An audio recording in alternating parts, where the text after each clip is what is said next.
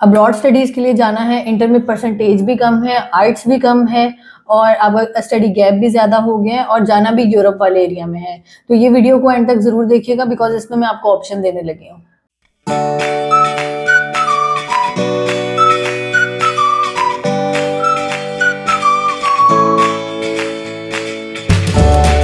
अस्सलाम students, my name is Atika Gill and I am the CEO of AGS consultant.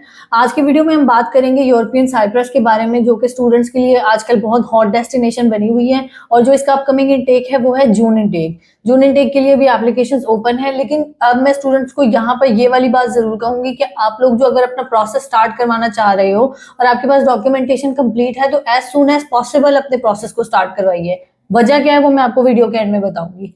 सबसे पहले आपकी इंटर रिक्वायरमेंट पे बात कर लेते हैं। 50% इंटर रिक्वायरमेंट है इंटरमीडिएट की। अगर आपके इंटर में 50% मार्क्स हैं तो आपका प्रोसेस अप्लाई हो जाएगा। नॉर्मली जो है मैं स्टूडेंट्स का 5 इयर्स का गैप कहती हूँ कि अगर वो 5 इयर्स का गैप वाला स्टूडेंट है तो वो यूरोपियन साइप्रस में अप्लाई कर सकता है। इससे ज्यादा भी कंसल्टेंट्स पिच कर रहे हैं, लेकिन जेन्युइन स्टूडेंट्स वही होते हैं जिनका 5 to 6 इयर्स का गैप होता है और इससे ज्यादा का गैप नहीं होता तो फिर ही वो जाकर वहां पर पढ़ते हैं, वरना उन्होंने पढ़ना भी नहीं होता। लेट सपोज किसी का 10 साल का गैप है तो वो ऑब्वियसली जाकर यूनिवर्सिटीज में पढ़ेगा तो नहीं, टाइम हमारा भी खराब करेंगे, यूनिवर्सिटी की इमेज भी खराब करेंगे, पाकिस्तान की इमेज भी खराब करेंगे, तो हमें वो वाला स्टूडेंट नहीं चाहिए। उसके बाद आ जाती है बात कि आपके इंटरमीडिएट में 50% हो गए, आपका आइट्स अगर 4.0 है, नो लेस देन 4 है, तो भी आपका फाउंडेशन ईयर में अप्लाई हो जाएगा। क्योंकि जून इनटेक में सिर्फ और सिर्फ फाउंडेशन ईयर के कोर्सेज अवेलेबल है, तो हम सिर्फ फाउंडेशन के बारे में इस टॉपिक पे इस वीडियो में बात करेंगे। आपका पीटी अगर 43 है तो ओवरऑल तो फिर आपका अप्लाई हो सकता है साइप्रस के अंदर। यूनिवर्सिटी है जो मेन जो हम पिच कर रहे हैं वो यूनिवर्सिटी ऑफ यूक्रेन है, लेकिन इसके अलावा भी ऑप्शंस हैं, वो फिर आप हमें कांटेक्ट करेंगे तो हम आपकी प्रोफाइल टू प्रोफाइल या आपको जितनी भी वो आपका बजट है उसके अकॉर्डिंगली गाइड कर देंगे। इसके अलावा जो एक आ जाती है जो इसकी फीस आ जाती है वो अप्रोक्सीमेटली आपको 5000 यूरोज तक पड़ेगी। तो बजट फ्रेंडली यूनिवर्सिटी है, ज्यादा महंगी नहीं है और ये आपके पूरे ईयर की कॉस्ट को कवर कर रही है। जितना भी यूरोप होता है वो नॉर्मली फुल ईयर की डिपॉजिट ही ले रहा होता है, तो उसमें आपने ये वाली चीज देख लेनी है। फिर उसके बाद आ जाती है बात कि मैंने बोला कि हम जो है ये इसकी डॉक्यूमेंटेशन हमने जल्दी क्यों स्टार्ट करनी है।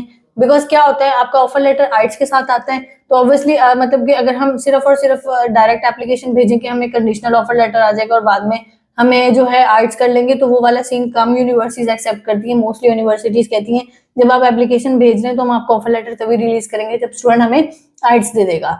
तो आपने अपना आइट्स पहले तो ऑब्वियसली प्रिपेयर करना पड़ेगा आपको, देन आपकी एप्लीकेशन प्रोसेस स्टार्ट होता है। Offer letter within 24 hours to 48 hours के बीच में आ जाता है, इतना ही टर्न अराउंड टाइम है।